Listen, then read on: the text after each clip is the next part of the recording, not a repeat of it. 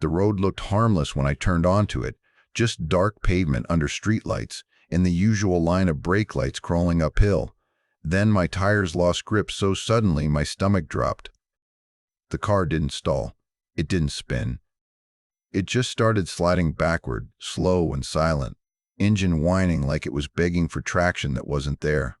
Ahead of me, a minivan twisted sideways and stopped across both lanes. A school bus tried to climb and failed, its wheels shrieking before it slid back toward us. Doors flew open. Parents jumped out without jackets, ripping kids from back seats, dragging them across ice that felt like polished glass. Someone slipped and hit the ground hard. Another car behind me slammed into the guardrail with a hollow metallic crack. Horns blared. Engines revved. Nothing moved. I pulled out my phone with shaking hands and saw the email again, timestamped late the night before. No road treatment approved. Budget constraints. Monitor conditions. Sirens echoed from below the hill, close enough to hear, too far to reach us. Standing there, watching cars slide backward toward children, I understood this wasn't weather or bad luck. This was a decision. If you want to hear more true stories like this, make sure you hit that subscribe button to HOA Update. And tell me in the comments, where are you watching from? Before that morning, the neighborhood felt steady in the way routines lull you into trust.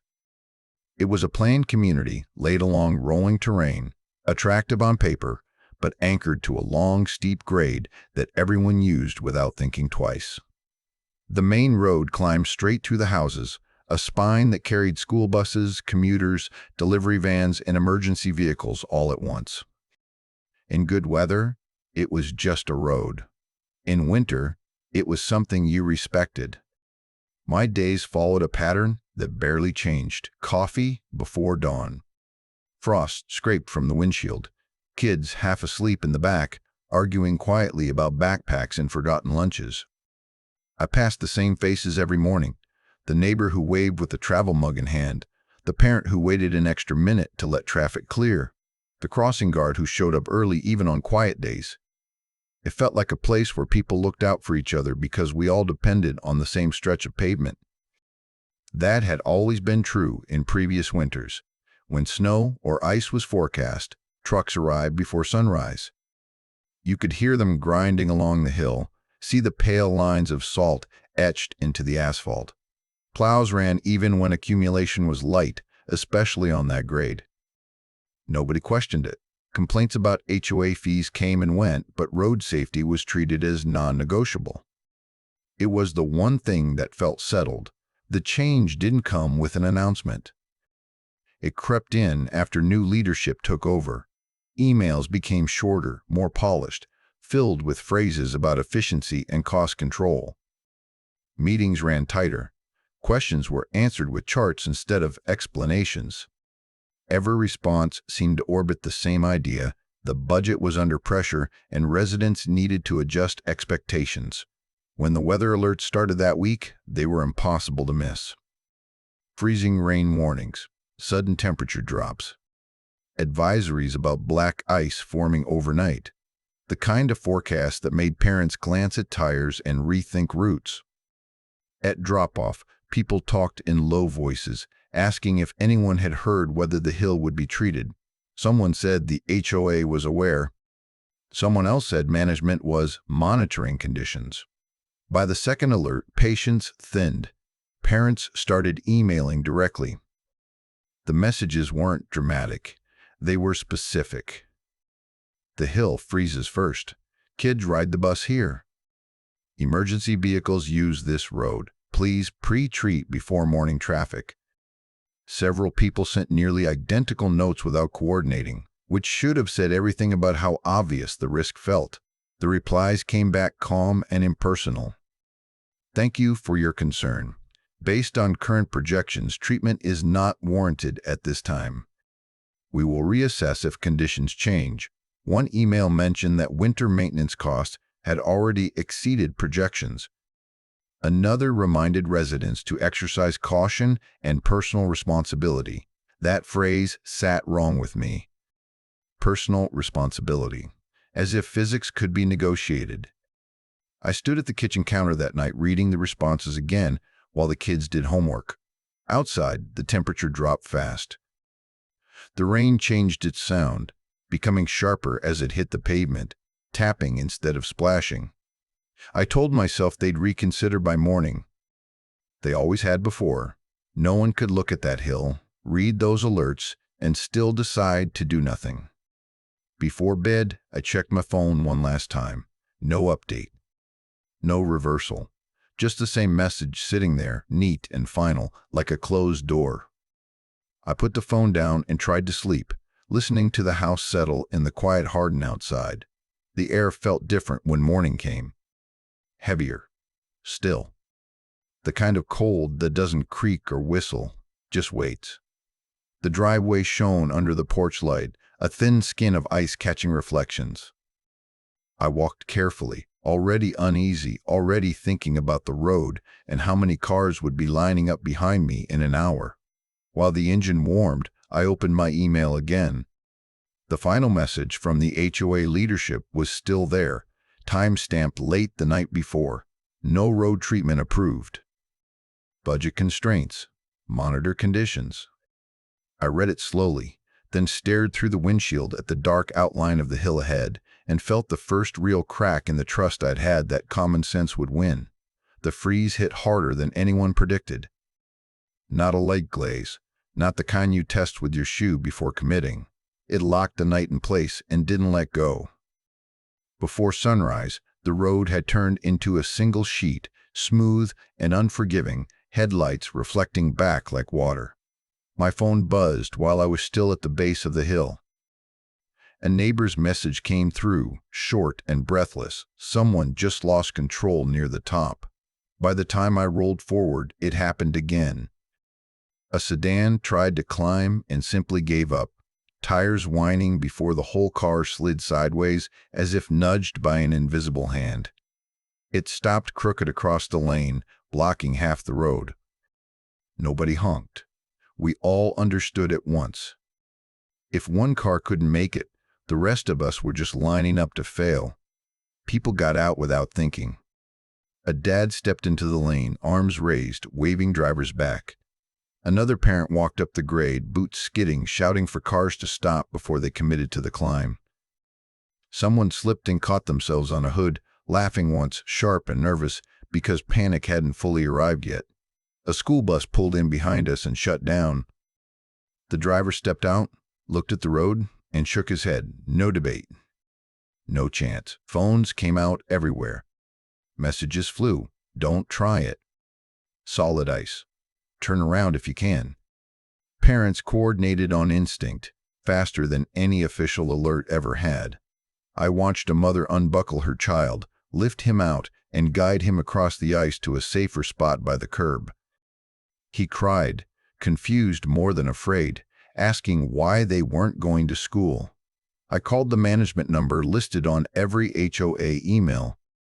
It rang until it didn't. Straight to voicemail. I left a message, my words tumbling over each other, explaining that cars were sliding, kids were in the road, and emergency treatment was needed immediately. I wasn't alone. I could see other parents pacing with phones pressed to their ears, all getting the same silence. As the sky lightened, the danger multiplied. A pickup tried to inch forward and slid backward toward a cluster of cars before the driver cranked the wheel and buried it in a snowbank. Two vehicles missed each other by inches, bumpers passing close enough that everyone sucked in breath at the same time. A child screamed when a compact car spun and stopped just short of where he'd been standing, his mother yanking him back so hard they both fell. It stopped feeling like a commute and started feeling like a disaster waiting to tip. Every engine rev sounded desperate. Every scrape of rubber against ice felt useless. I kept thinking about how long it would take an ambulance to get here if someone was hurt, and how impossible it would be for it to climb the hill even if it tried. Then the email arrived. It was brief, polished. Cold. Due to weather conditions, residents are advised to exercise caution. At this time, emergency road treatment is not authorized. Drivers should make responsible decisions regarding travel. Responsible decisions. I read the words out loud without meaning to, my voice flat. Around me, phones buzzed as others read the same message. Faces tightened. Someone laughed sharply and said they had to be joking. A bus driver muttered that he'd never seen anything like this. Near misses kept stacking up. A compact car spun slowly, almost gracefully, until it blocked both lanes completely. Traffic backed up in both directions with nowhere to go. Parents abandoned any pretense of keeping lanes clear and focused on getting kids to safe ground. Backpacks were tossed into trunks. Hands were held tight. Someone passed out snacks to calm shaking children. I called again. Voicemail. We did what we could. People stood in the road to stop more cars from attempting the climb. Others guided vehicles into driveways or side streets, moving them inch by inch. It wasn't organized. It wasn't official. It was neighbors trying to keep anyone from getting seriously hurt. Another message came through, this one sharper.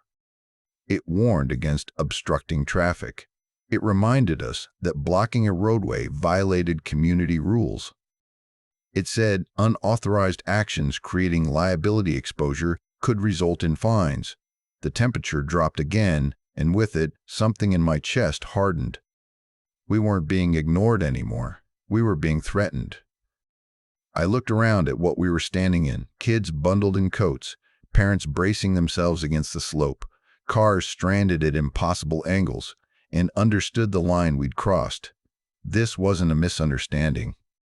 This wasn't poor timing. They knew what was happening, and they were choosing paperwork over people.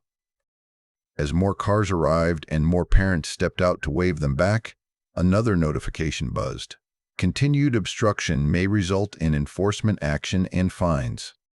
Standing there on that frozen hill, trying to keep traffic from turning into a pileup, the message was clear. We weren't just on our own. We were being told to stop helping. By late morning, there was no pretending this was contained. The accidents weren't rumors anymore. They were being counted. A delivery van clipped a parked car near the top of the grade. A sedan spun into the retaining wall on the lower curve, airbags popping with a dull thud that carried up the hill. Someone left a rideshare vehicle skewed across a lane and walked away, shoes sliding as they went, as if the car itself were a warning no sign could match. An ambulance tried to reach the neighborhood after one of the crashes.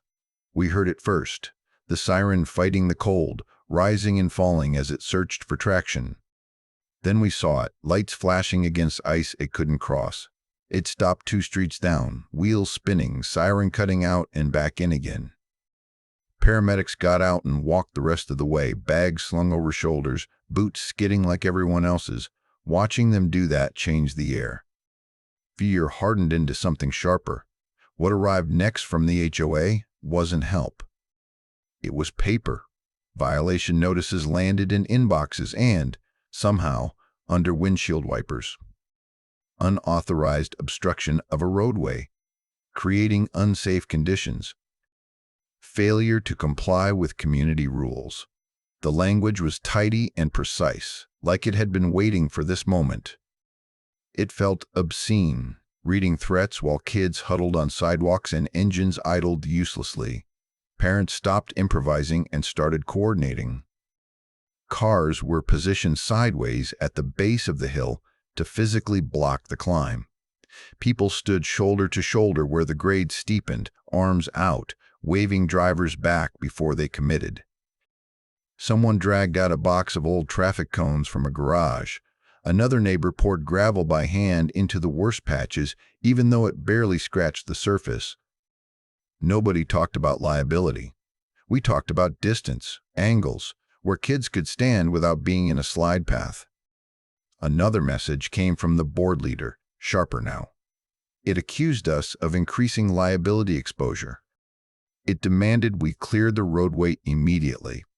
It reminded us, again, that the association would not be responsible for injuries resulting from unauthorized actions. The implication was unmistakable. If someone got hurt, it would be on us. A couple of parents called the police. When an officer finally arrived, he moved carefully, testing each step before committing his weight. He took in the scene without commentary: stranded vehicles at odd angles, parents bracing against the slope, children clustered away from the lane. He told us, gently, that his options were limited. He could document conditions. He could advise caution. Forcing the HOA to act was a civil issue, not yet within his authority. That word lingered. Yet. While he was still there, the hill claimed another car. An SUV tried to turn around and slid instead, drifting backward faster than anyone expected. The sound wasn't loud, just the whisper of rubber failing. I saw it moving wrong and reacted without thinking. My child was standing near the curb, boots planted, watching. I yanked them toward me so hard they cried out, and the SUV slid past where they'd been less than a second earlier, stopping only after bumping into a snowbank. I didn't feel brave. I felt empty.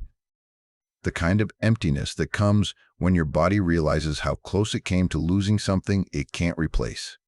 That was the moment everything broke open. Not in shouting, but in resolve. Phones came up again, this time to record. People filmed the ice, the stalled ambulance down the street, the notices taped to windshields.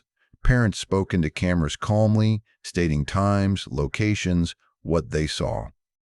A bus driver agreed to write a statement. Another parent said they were calling the county and already had the right number. The HOA messages kept coming. Cease obstruction. Follow community guidelines. Any further interference will be documented. Still no salt. Still no plows. Still no acknowledgement of the ambulance that couldn't reach us. Traffic thinned as people gave up and turned around. Rides were arranged. Kids were packed into fewer cars, taking longer routes out. The hill stayed frozen and untouched, a bright scar through the neighborhood that everyone could see and no one in charge would address. Late in the afternoon, an email arrived marked urgent. For a heartbeat, I thought it might finally be the authorization we'd been asking for. It wasn't. It announced an emergency meeting of the HOA board. The agenda wasn't road treatment or emergency maintenance. It was resident misconduct, unauthorized actions, and liability concerns arising from that morning's events. The message ended by warning that consequences would be discussed. I read it twice and then looked back at the hill, still shining under the weak winter sun, still waiting for the next mistake. They weren't calling the meeting to fix the problem. They were calling it to decide who to blame. The turn didn't come with a speech or a dramatic reveal. It arrived quietly, carried by a knock on the door while the house was still tense from the day before. A neighbor stood there holding his phone like it weighed something.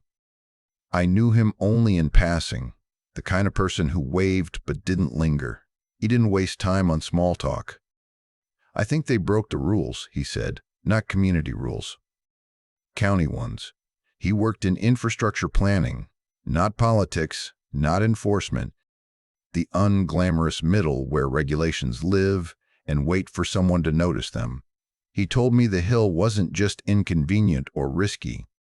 It was classified. The grade, the volume of traffic, the school bus route, all of it triggered mandatory hazard mitigation when freezing conditions were forecast.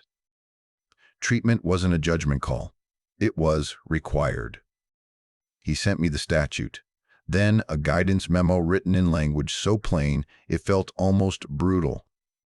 Steep access roads serving residential traffic must be pre-treated prior to forecasted freeze events. Documentation required.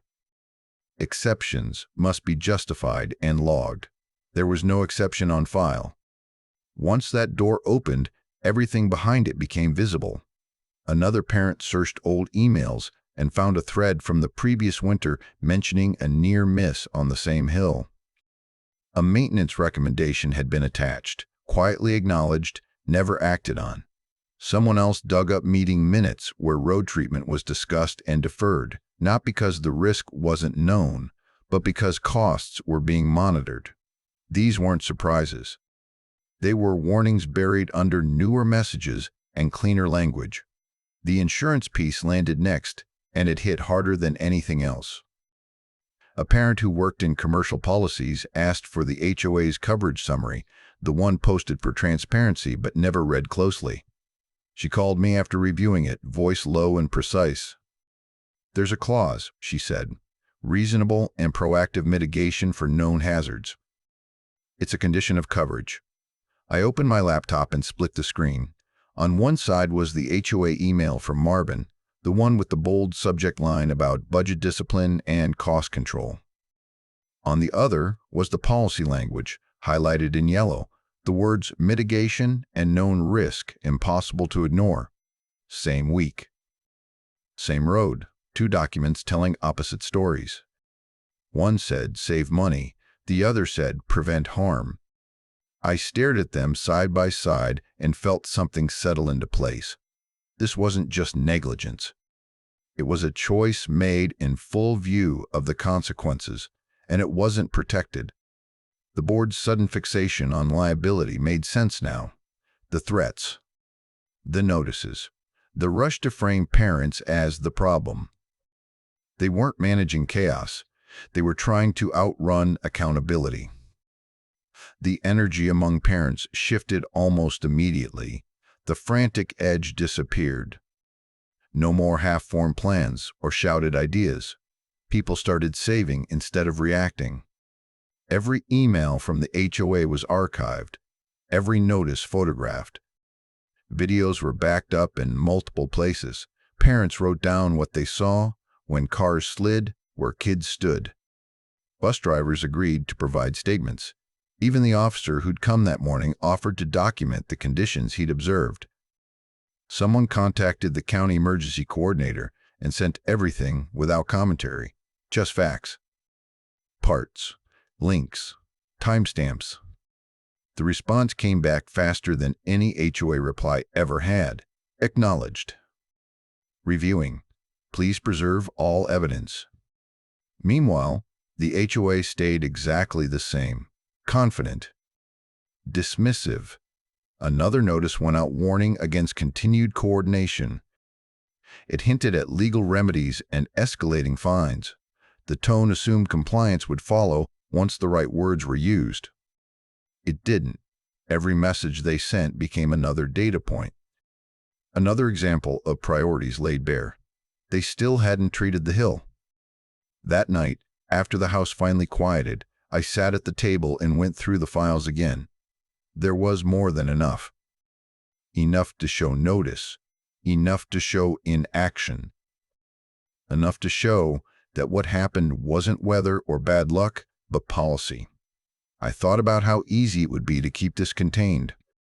Let the meeting happen. Take the fines. Hope the next storm wasn't as bad. Silence would have been simpler. It would have protected routines and avoided conflict. It also would have taught my child that safety is negotiable if the paperwork says so. I closed my laptop and felt a strange calm take hold. Not relief. Direction. The problem was no longer whether we could prove what happened. It was how loudly it needed to be said. We weren't going to argue with the board anymore. We weren't going to plead or explain. We were going to put the facts in front of people who couldn't ignore them and let the consequences follow where they belonged. The plan didn't need drama, it just needed daylight. And for the first time since the ice took over the hill, I knew exactly what we were going to do next. Once we committed to daylight, everything slowed down in a good way. Panic had wasted enough energy. Precision was what we needed now. Parents who had barely spoken beyond greetings were suddenly working like a quiet team, each person taking on a piece without being asked. The chaos of the hill turned into files, folders, and timelines. Every video from that morning was uploaded into a shared drive. Different angles of the same moments lined up when we arranged them by time. You could watch the ice take control in sequence, the first sedan losing traction, the minivan sliding sideways, the bus stopping short and refusing to climb. In one clip, you could hear a parent shouting for drivers to stop. In another, the hollow thud of metal against the guardrail echoed just long enough to make everyone flinch. We labeled everything carefully, noting locations, timestamps, and the weather alert that preceded each incident. Witness statements followed. Parents wrote them late at night after kids were asleep, fingers stiff from cold they still felt in their joints. They described what they saw, where they stood, how close the cars came. Bus drivers added their accounts, blunt and professional. Road impassable. Loss of traction. Unsafe to proceed with children on board. One driver included the exact time he shut down his route. Another noted how long it took emergency responders to arrive on foot. When we sent the full packet to the county emergency coordinator, we didn't add commentary. No accusations, no emotion. Just evidence. The reply came back quickly. Acknowledged. Reviewing. Preserve all materials. That alone felt like confirmation that we weren't overreacting, that someone outside the HOA bubble understood what those images meant. Inside the neighborhood, the board's posture never changed. If anything, it hardened. Another notice arrived, warning residents against continued coordination. It accused unnamed individuals of misrepresenting events and creating unnecessary alarm. The language was stiff, legalistic, clearly written by someone who believed intimidation would restore order. Then came the final notice. It was addressed to several of us directly. It alleged organized obstruction of common areas and threatened legal action if the behavior continued. It cited fines, escalating penalties, and potential recovery of legal costs. The message wasn't loud. It was confident. It assumed fear would do the work. Instead, it gave us exactly what we needed. We saved it. Screen captured it. Added it to the timeline. Another example of priorities laid bare. Still no mention of salt. Still no explanation for the untreated road. Still no acknowledgement of delayed emergency access. Behind the scenes, things moved faster. The county coordinator asked for the date and time of the emergency HOA meeting. A representative from Road Safety confirmed availability. Someone from Emergency Services agreed to attend to answer questions about access delays. None of this was public. We didn't want the board to postpone, cancel, or reshape the meeting once they realized who would be in the room. Parents met quietly in living rooms and kitchens, not to rehearse speeches, but to agree on facts. Who would speak if asked? Who would stay silent? What evidence would be presented and when? We agreed emotions would stay in check until they mattered. This wasn't about venting frustration. It was about making denial impossible. Outside, the hill finally thawed enough for traffic to move again. The ice retreated, leaving behind damp asphalt and the illusion that the danger had passed. Kids returned to school. Commutes resumed, but no one trusted the calm. Every forecast was checked twice. Every temperature drop felt personal. A day before the meeting, the HOA sent out a confirmation email. Emergency session scheduled. Attendance mandatory for affected residents. The agenda was attached. Resident conduct topped the list. Road maintenance sat near the bottom, marked for discussion only.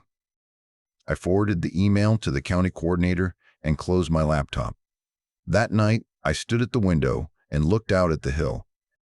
Streetlights reflected off patches of damp pavement, harmless now, almost apologetic. It looked ordinary again, which somehow made it worse. If we'd stayed quiet, this would have been the end of it. A scare, a story, nothing learned. But the meeting was coming, and with it the moment when the board's confidence would meet facts they couldn't file away. The date and time were set. And for the first time since the ice locked the hill in place, the waiting felt deliberate instead of helpless. The meeting room felt smaller than it should have, like the air itself had been pressed flat. Folding chairs filled every inch, parents sitting shoulder to shoulder, coats still on, eyes tired but alert. At the front, the board sat behind a long table draped in a plain cloth, papers stacked in careful piles.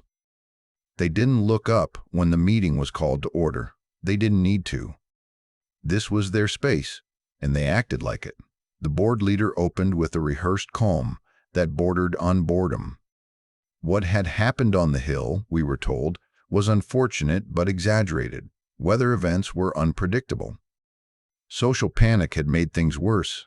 A few heads nodded along the table as words like hysteria and overreaction slipped easily into the room, said with the confidence of people who hadn't stood on ice holding a child while cars slid past. Parents tried to speak early. A hand went up in the second row and was ignored. Another voice called out about the ambulance, and the board leader cut it off, reminding everyone that comments would be taken later, time permitting. When someone mentioned children being pulled from vehicles, one board member smiled thinly and said anecdotal accounts weren't evidence. I stayed still, hands flat on my knees, breathing slow. This wasn't the moment. The accusations sharpened as the meeting moved on.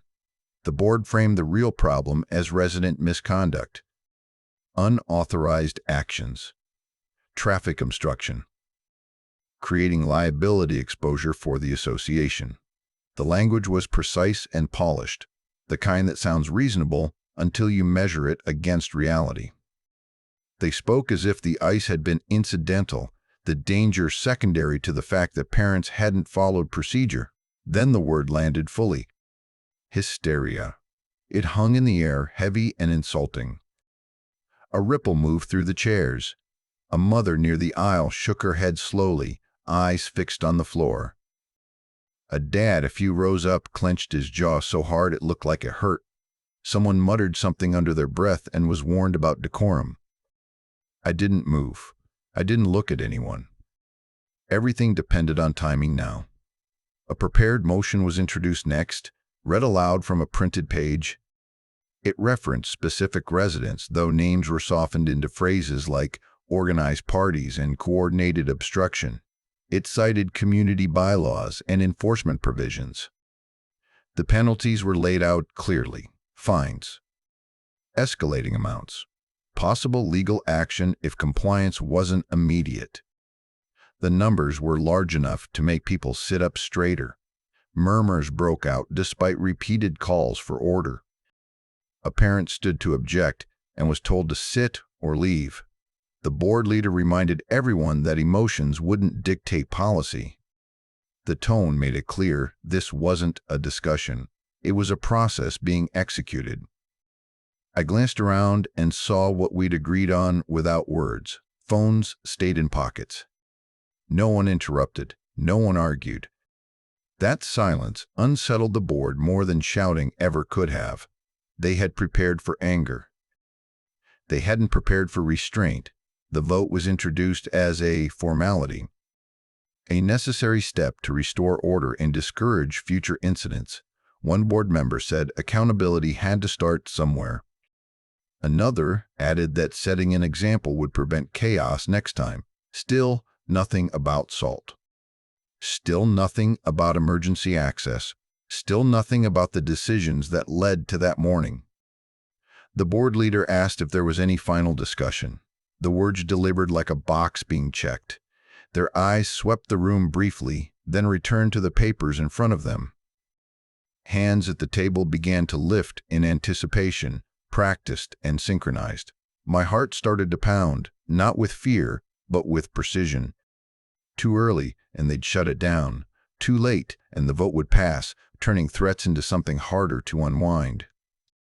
A parent beside me leaned close and whispered, "Is now the time?" I shook my head once. Not yet. The board leader called for the vote. The first hand went up. Then another. The fines were seconds away from becoming official, stamped into minutes that would be cited for months. That's when I pushed my chair back and stood. The scrape of metal on tile cut through the room cleanly, sharper than any raised voice. Every head turned at once. The board leader froze mid-sentence, irritation flashing across their face as they looked straight at me. "I need to speak," I said, my voice steady despite the pulse in my ears. They opened their mouth to object, to remind me of procedure, to wave me off like they had everyone else. I didn't wait. "There's information you are legally required to hear before this vote can proceed," I said, loud enough for the back row to hear, calm enough that it didn't sound like a challenge. The room went still. Hands at the table hovered, half raised. The vote paused, not withdrawn, suspended in a space the board hadn't planned for. For the first time that night, the confidence at the front of the room wavered. I stood there, feeling every eye on me, knowing that what happened next would decide whether this ended with fines and silence or something they couldn't contain anymore. The silence that followed wasn't respectful. It was uncertain. The board leader hesitated just long enough for it to show, then asked what information I thought justified interrupting a vote. I didn't answer right away. I walked to the table, set my phone down, and connected it to the projector they'd been using all night. The first image filled the wall behind them before anyone could stop it. Headlights on ice. A car trying to climb and sliding backward as if pulled. The room reacted as one, a sharp intake of breath moving through the chairs. I let the video play only a few seconds before switching to the next clip, a different angle. The minivan twisting sideways, doors opening. Parents rushing in, arms out, pulling kids away as another vehicle drifted past. I didn't narrate. I didn't have to. The footage did what words never could. Then I pulled up the emails. I scrolled slowly, deliberately. Weather alert issued 3 days prior. Another alert the next morning. Parent emails asking for pre-treatment, polite and specific. The response from the HOA denying authorization. Budget constraints, monitor conditions. The final message sent late the night before the freeze, calm and final in tone, saying no road treatment approved. You had notice, I said evenly. And you documented the decision. The board leader started to speak, but a man in the second row stood up before they could regain control. He introduced himself and his role with the county emergency office. The shift in the room was immediate. This wasn't a resident venting. This was someone the board recognized. He explained the road classification in plain terms. The grade exceeded the threshold. The traffic volume mattered. The presence of a school bus route mattered even more.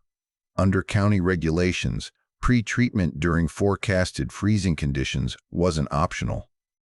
It was mandatory. He confirmed that no exception had been requested, no justification submitted, and no mitigation documented. The room went completely still. Before the board could respond, another parent stood. She didn't raise her voice. She didn't look at the board at all. She read directly from the HOA's insurance policy summary, the relevant clause highlighted and projected on the screen beside Marvin's earlier email about budget discipline. Coverage is contingent on reasonable and proactive mitigation for known hazards, she read. Failure to comply voids protection. She paused and looked up. This road was a known hazard, she said. You documented that you chose not to mitigate it. That's when the panic finally surfaced. Board members leaned toward each other, whispering urgently, hands covering microphones that weren't even live. Someone asked if the meeting could be paused. Another suggested legal counsel be contacted immediately. The board leader's earlier confidence drained away, replaced by a brittle defensiveness that cracked with every sentence. I didn't press. I didn't need to. The facts were already on the wall behind them. The county official spoke again, confirming that an investigation would be opened into delayed emergency access. He noted that an ambulance being unable to reach residents due to untreated roads was a serious concern. He asked for records, communications, and decision logs to be preserved immediately. The board leader tried to adjourn the meeting. For the first time all night, the room pushed back. Parents spoke calmly but firmly. No shouting, no insults. Just one request, repeated until it couldn't be ignored. Fix the road. Now, a call was placed from the table, not to an attorney, to the maintenance contractor they'd refused to authorize days earlier. Emergency treatment was approved on the spot. Salt trucks dispatched. Plows scheduled. The words were said out loud so everyone could hear them. The vote was never called. Instead, the county official explained what would happen next. Interim oversight. Review of leadership actions. Possible removal pending findings. The words were careful, procedural, but they landed with the weight of inevitability. Parents exhaled in waves, shoulders dropped. Someone near the back wiped their eyes, not from victory, but from release. The tension that had been holding all of us upright finally let go. We filed out quietly. No applause, no speeches. Just people stepping into the cold night together. The sound reached us before the lights did. Sirens, steady and controlled, climbing the hill without hesitation. Salt trucks followed, spreading white lines across asphalt that finally looked dull instead of glassy. Tires crunched instead of squealed. Kids watched from car windows. Parents stood close, hands shoved into pockets, breath fogging the air as the road was treated the way it should have been all along. The sirens faded as the trucks worked their way upward, not racing toward disaster this time, but ensuring it wouldn't happen again. The changes didn't arrive with announcements or apologies. They arrived with clipboards, orange vests, and people who measured instead of debated. Engineers walked the hill in daylight, stopped halfway up, and shook their heads like the conclusion had been obvious all along. The grade was borderline. The surface too smooth. Drainage wrong for freeze-thaw cycles. It wasn't a mystery. It was a checklist that had been ignored. Within weeks, the road was regraded where it could be, the surface roughened so tires could bite instead of slide.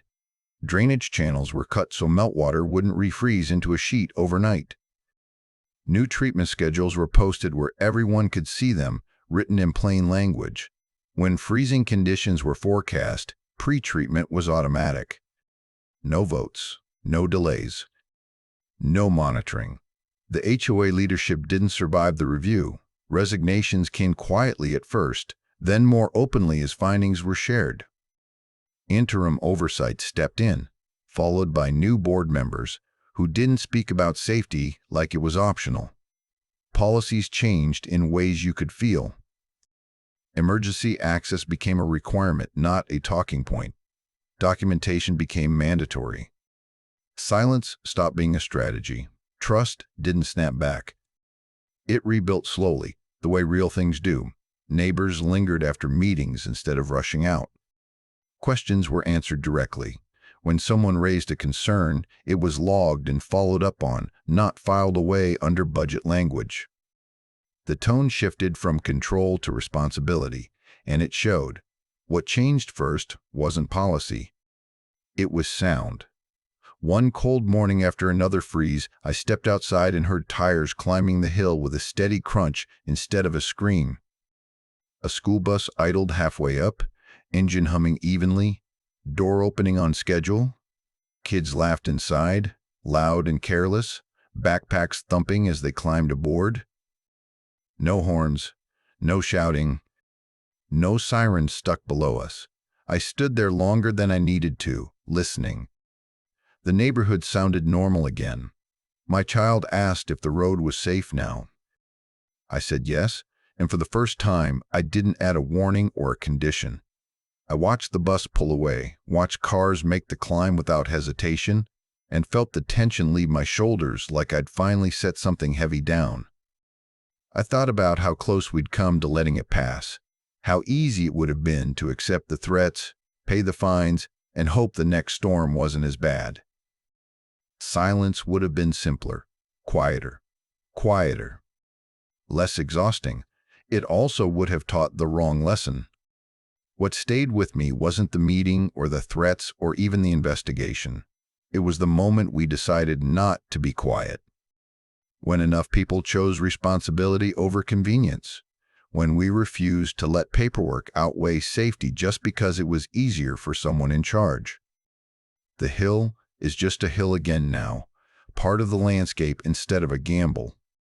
Kids ride safely, parents breathe easier. Emergency vehicles pass through without a second thought. The lesson is written into the pavement, the policies, and the memory of what happens when warnings are ignored. Accountability didn't arrive because someone felt bad.